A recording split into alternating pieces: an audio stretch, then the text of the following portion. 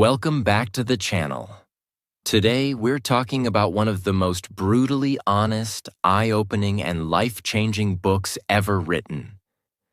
A book that doesn't try to sugarcoat life, but instead dares to look at it with complete clarity. A book that doesn't tell you to smile more or just be positive, but instead, it tells you the truth that you've been running away from your entire life. You don't have to care about everything. You don't need to be perfect. You don't have to chase happiness, success, or popularity. You only need to choose what truly matters and let go of the rest. This video is based on the groundbreaking bestseller, The Subtle Art of Not Giving a F by Mark Manson. Or, as we'll call it today for a clean and powerful message, The Subtle Art of Not Caring. Mark Manson's raw, honest writing has changed the lives of millions around the world. He dares to say what most motivational books are too afraid to admit: that life is pain, that happiness is temporary, that you will fail. And that's exactly why you need to stop chasing everything and start choosing wisely. So if you're tired of hearing the same shallow advice, just think positive. Just work harder. Just be happy. Then this book is your wake-up call, because this book is not here to comfort you. It's here to wake you up, shake you from the inside, and force you to look at your life with honest eyes. It's for the person who feels lost, for the one who's trying to make everyone happy, for the one drowning in anxiety, pressure, confusion, and for the one who's silently screaming, "I don't know what I'm doing, but I can't keep living like this." This video is not about fake positivity. This is about reality, about reclaiming your power by letting go of caring what others think, letting go of chasing meaningless goals, letting go of the belief that you must be happy all the time, and finally, choosing to live your life on your own terms. So, stay with me, because what you're about to hear isn't just a book summary, it's a mirror. And if you're brave enough to look into it, you might never live the same way again. Chapter 1. Don't try.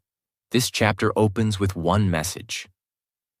The key to a good life is not caring about more, it's caring about less, but caring deeply about the things that truly matter.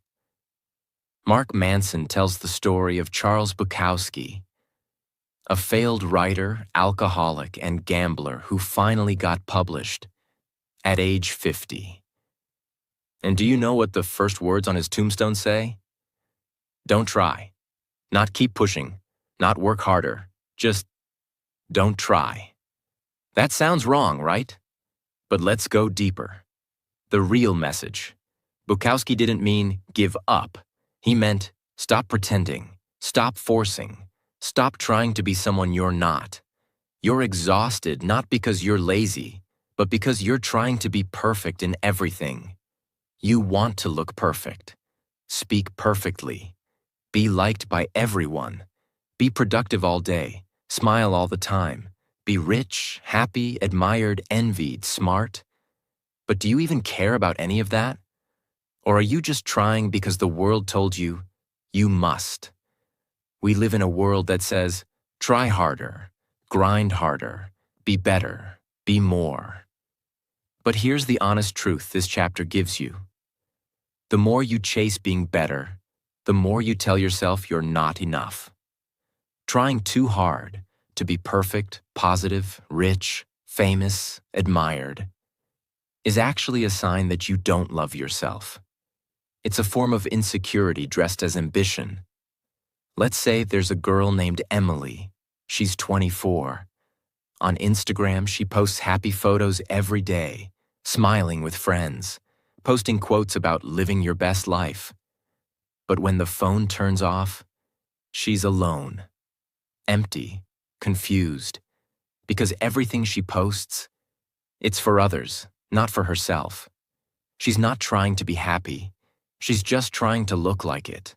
She's trying so hard that she's forgotten who she really is. Now compare her to someone like Daniel. Daniel doesn't post often. He works on what matters to him. He says no to drama, no to pressure, no to fake perfection. He's not trying to impress. He's just living what he cares about. That's the power of not trying. The deepest lesson. Stop trying to be impressive. Start being real. Don't chase 100 goals. Choose 3 that truly matter. Don't try to please 100 people. Care about 5 who truly know your heart. And most of all, stop trying to avoid pain. Stop running from your flaws. Accept them. Live with them. Grow through them. Because when you stop trying to be someone else, that's when you finally become who you truly are. Don't try to, instead, impress everyone, be honest with a few people. Look perfect online. Be real with yourself. Always be productive. Focus on what matters. Avoid pain and flaws. Accept them and grow from them. Copy others. Discover your own values. We care too much about things that don't matter, and not enough about the things that do. So here's your wake-up call. Let go. Breathe. You don't need to be amazing. You just need to be you. And care about the right things. That's the beginning of real freedom. That's the first step to power. And that's how this journey begins. Chapter 2. Happiness is a problem. Most people think happiness is the goal of life. They say, I just want to be happy. So they chase it. They chase more money, a better body, a bigger house, more likes, more attention, more success, thinking that someday happiness will arrive like a reward. But here's the brutal truth of this chapter. Happiness is not a goal. It is a byproduct of solving meaningful problems. Let that sink in. You don't become happy by running from problems. You become happy by solving the right ones. Mark Manson explains that life will never be problem-free. There's no version of your future where everything is easy, calm, and painless. If you're poor, you have money problems. If you're rich, you have bigger financial responsibilities and trust issues. If you're single, you feel lonely. If you're in a relationship, you deal with fights, jealousy, and compromise. If you're unknown, you feel invisible. If you're famous, you're judged 24/7. Every version of life comes with a different kind of pain. The only choice you have is, which pain are you willing to live with? Let's say there's a guy named Adam. He works a regular job, earns okay money, but he dreams of being rich. He says, once I'm rich, I'll be happy. So Adam quits and starts a business. Now he's stressed 24/7. He doesn't sleep. He's scared of failing. He argues with his family. He feels alone. Now Adam is not free. He's in pain. But here's the twist. That pain is not a mistake. It's the price of meaning. If Adam is solving a problem he cares about, if he's building something that matters to him, then that pain becomes fuel. It becomes worth it. But if he's just chasing money and he doesn't care about the work, that pain becomes suffering, and he quits. The secret is not to avoid problems. The secret is to choose the problems that make your life feel meaningful. Working out is painful, but if you care about health, that pain feels good. Writing a book is hard, but if you care about your story, that pain feels beautiful. Raising a child is stressful, but if you care about love, that stress becomes worth it. Happiness means no problems. Life always has problems. If I get rich, I'll be happy.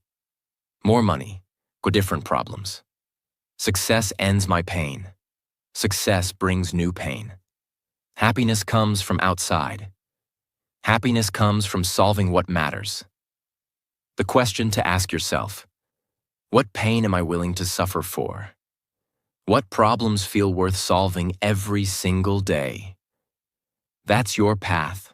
That's your happiness, not in escape, not in perfection, but in meaningful struggle.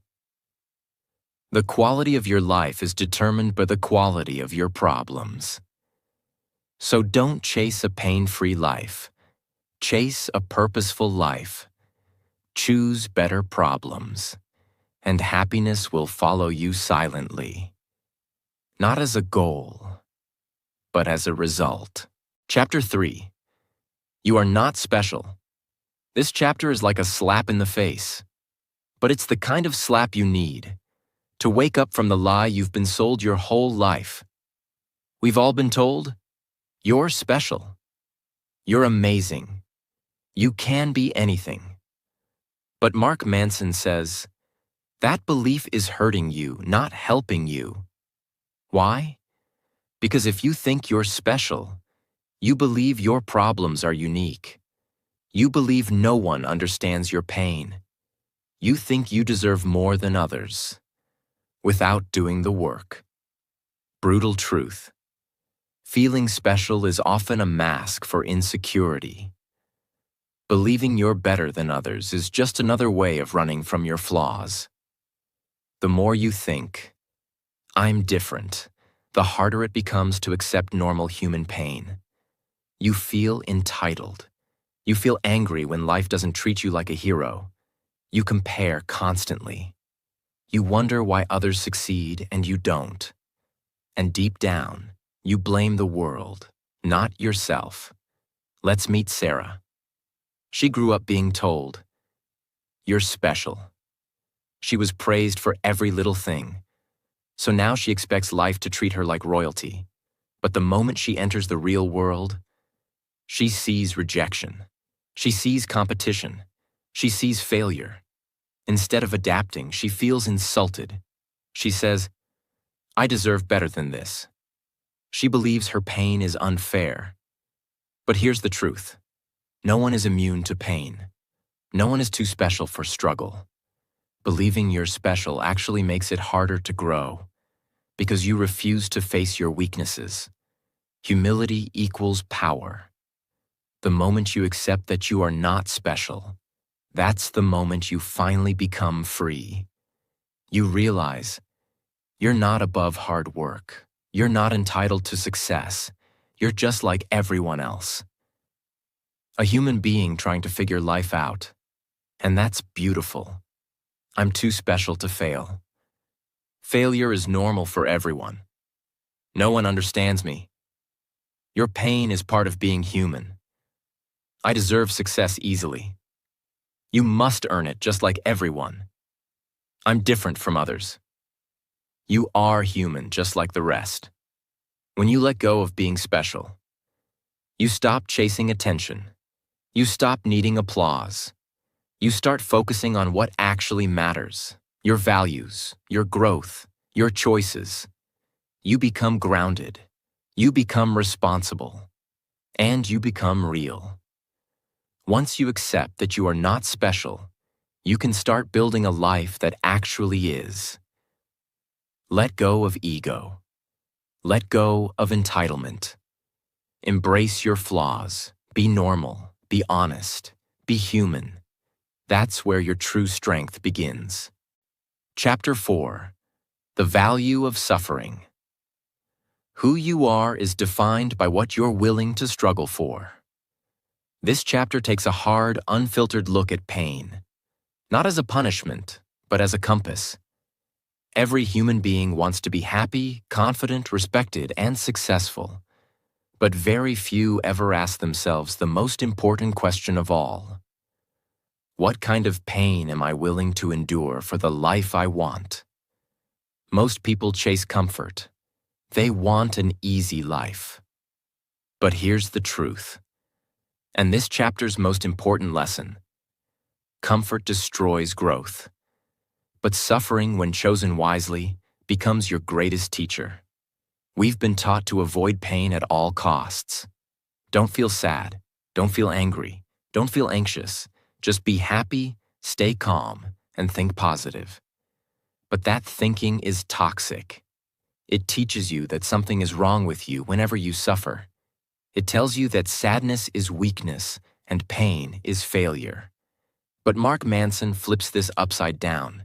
He says, pain is not the problem. Avoiding pain is the problem. Let's meet a man named Hiroshi. He works at a quiet job in Tokyo.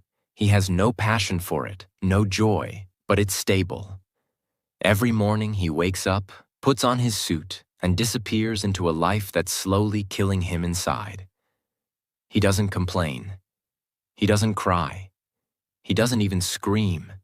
He just suffers silently, a dull, gray suffering, because he's scared of the other kind. He's scared of the risk, of chasing a dream, of writing, of failing, of falling, of looking stupid. So instead, he suffers safely. But here's the tragedy. His life is still full of pain, just not meaningful pain. This is the exact kind of suffering Mark warns us about. You don't get to choose a pain-free life, but you do get to choose your type of suffering. You can suffer in a meaningless job, or suffer while building your dream.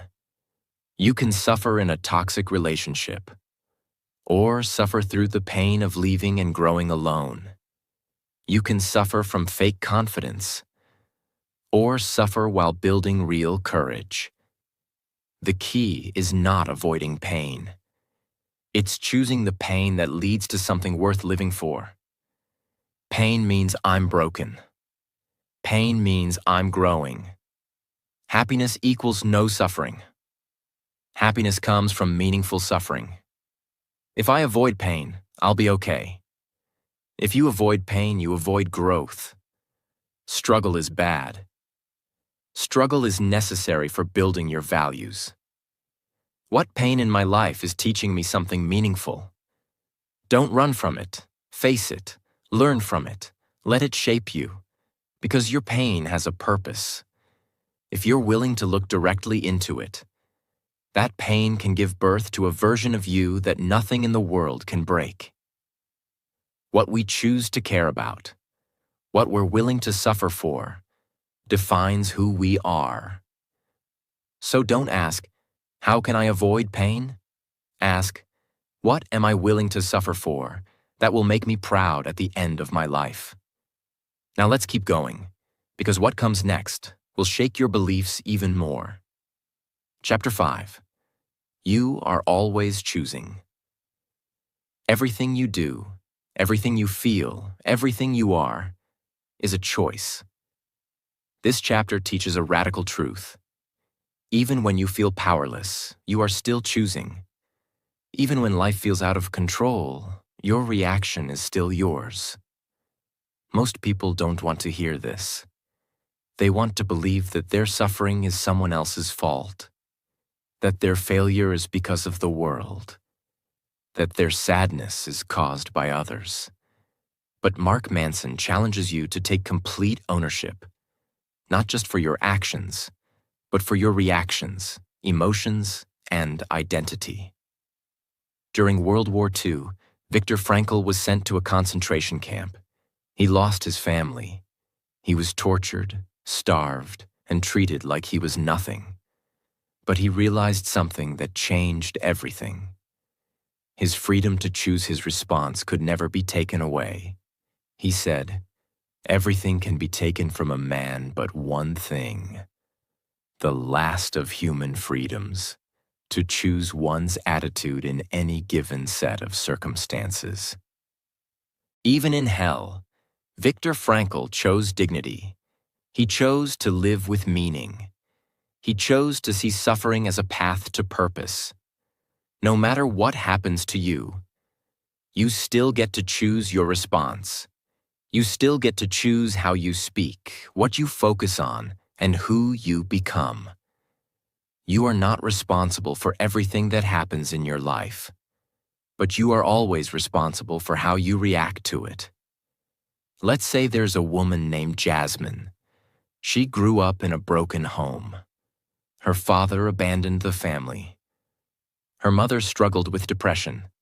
And now, as an adult, she feels angry all the time. She says, "It's not my fault, I didn't choose this pain." And that's true. But here's the shift. She may not have caused her pain, but she still has to choose what to do with it. She can stay bitter, or she can heal. She can blame forever, or she can build herself. That's the moment her life changes. When she stops waiting for someone to fix her and starts taking responsibility for her next move. It's not my fault. It may not be, but it's still your choice. I didn't choose this pain. No, but you choose what to do with it. Life is unfair. True, but you still choose how you show up. They made me feel this way. Only you control your emotions. The 3 choices you always control. 1, what you care about. 2, how you interpret events. 3, what you choose to do next. These choices are your power. And no one, not your past, not your family, not your failures, can take that away from you. The more responsibility you take, the more power you have to change your life. Stop waiting. Stop blaming. Stop saying, "It's not fair." Start choosing. Start building. Start becoming the kind of person who owns their story. Fully. Chapter 6. You're wrong about everything, but so am I. The desire for certainty is the enemy of growth. This chapter begins with one of the most shocking but liberating ideas in the book. You are wrong. I am wrong. We are all wrong. And that's okay. Most people live their lives trying to be right all the time. They argue to be right. They prove others wrong to feel smart. They cling to beliefs, not because those beliefs are true, but because those beliefs make them feel safe. But Mark Manson says, improvement at anything is based on thousands of tiny failures. And the magnitude of your success is based on how many times you failed at something. Let's break this down in the most honest and powerful way. You are wrong about what will make you happy, who you are, what you believe, what matters most, what success even looks like. Why? Because your brain was built for survival, not truth. It wants comfort, not reality. It wants confirmation, not correction. It wants to be right, even when it's clearly wrong. Imagine you're given a map of London, but you're actually in Paris. You try to navigate the streets using that London map. You keep getting lost. You get frustrated. You say, "The world is confusing." But the truth is, you're not confused. You're using the wrong map. This is how most people live. They're trying to solve life using beliefs and assumptions that are completely outdated, wrong, or inherited. They think money will bring peace. They think relationships will fix their emptiness. They think success will heal their low self-worth. But all of these are based on bad mental maps.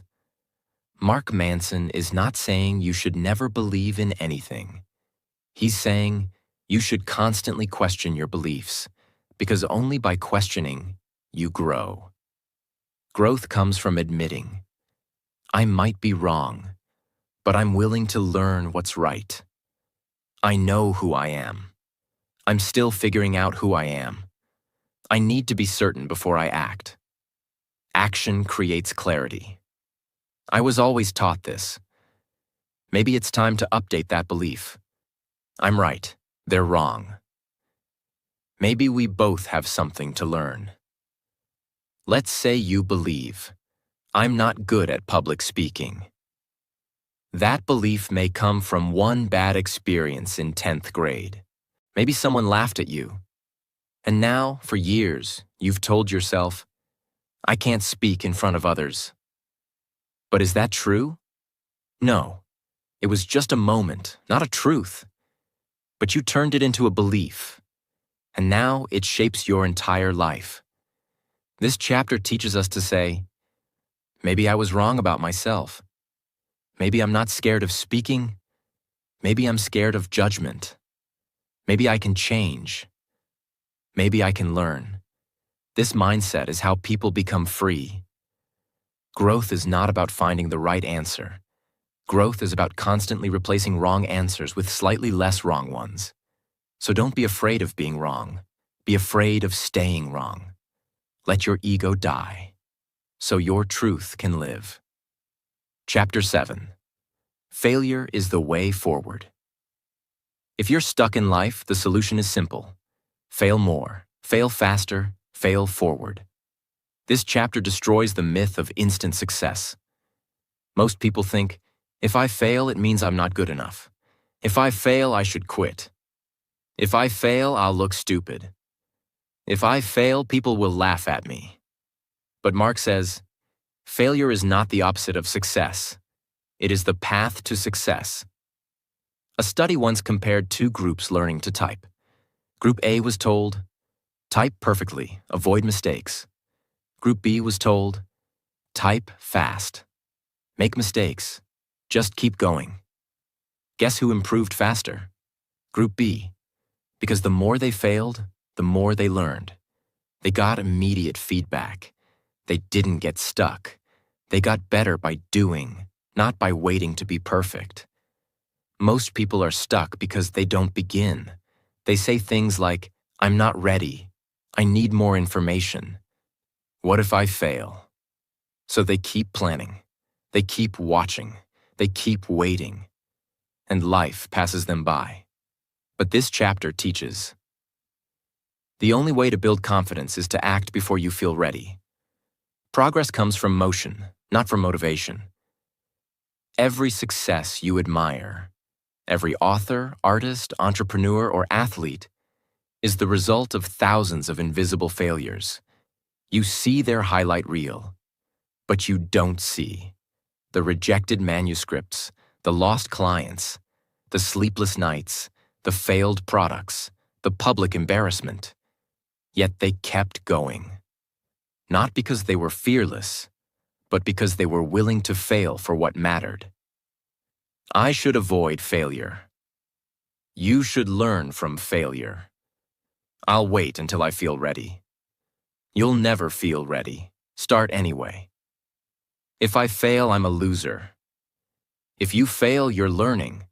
Success is about being smart. Success is about being consistent through failure. The 3 golden rules from Chapter 7. 1. Action greater than motivation. Don't wait to feel motivated. Take action. Action creates momentum. 2. Mistakes. Data. Every failure teaches you something. Pay attention and adapt. 3. Progress equals messy. It's not supposed to be clean. If your journey looks messy, you're doing it right. Let's say someone starts a YouTube channel. Their first 20 videos get 10 views each. They feel embarrassed. They think, maybe I'm not good at this. But what they don't realize is, those 20 failures are the tuition fee for their success. Every bad video teaches them better editing, better storytelling, better titles, better confidence. And one day, their 21st video goes viral, and everyone says, wow, they're so lucky. But they're not lucky. They're trained by failure. That's the real path. Don't hope for success. Hope for good problems. Because every success is built on a mountain of failures. And every mountain is climbed one failure at a time. Don't fear failure. Fear regret. Fear waiting too long to start. Fear living a life where you never gave yourself permission to try. Chapter 8. The importance of saying no. The mark of a mature person is the ability to say no to things that don't matter, and yes to things that do. This chapter is not just about boundaries. It's about freedom. We live in a world where everything demands our attention. notifications, expectations, invitations, opinions, social media, work pressure, family drama, people-pleasing. And most people never say no because they're afraid. Afraid of missing out, afraid of hurting others, afraid of being disliked, afraid of looking rude. So they say yes to everything and end up miserable, scattered, exhausted, and lost. Mark Manson flips this mindset and gives you the truth. Every time you say yes to something that doesn't matter, you're saying no to something that does. Most people think saying no is selfish, cold, rude. But in truth, saying no is the most self-respecting and life-clarifying decision you can make. Because every no you say to toxic friendships, wasted time, unnecessary obligations, bad habits, distractions, meaningless goals, is a yes to peace, focus, growth, self-respect, purpose, progress. Imagine there's a man named Alex. Ray wants to be successful. He's kind, helpful, and always says yes. His boss asks, "Can you do this extra task tonight?" He says yes. His friend says, "Can you help me move this weekend?" He says yes. A cousin invites him to a boring wedding. He says yes. Everyone loves him. But inside, Ray is drowning. He has no time to work on his dream project. No time to read. No time to rest. No time to even breathe. Because his life belongs to everyone except himself. That's the danger of being a yes machine. Let's say you want to learn English fluently. You made a goal. I will study 1 hour every morning. But now imagine this. Your friend sends a random video. You watch it for 45 minutes. A cousin invites you to hang out. You go, even though you're tired. Someone calls and talks for an hour about gossip. You listen quietly. What happened? You said yes to distractions and no to your dream. This is what kills progress. Not evil, but too many small distractions. Drama and gossip. Peace of mind. Too many responsibilities. Time to grow, unnecessary obligations. Freedom to choose random content and scrolling. Focus and fluency. Doing what's easy. Becoming who you dream of being. You are defined not by what you say yes to, but by what you are brave enough to say no to. When you say no, you're not being mean, you're being clear, you're telling the world, I'm not available for things that waste my life anymore. And when you do that, you finally create the space to say, yes to my dreams, yes to my growth, yes to becoming the person I truly want to be. Chapter 9. And then you die.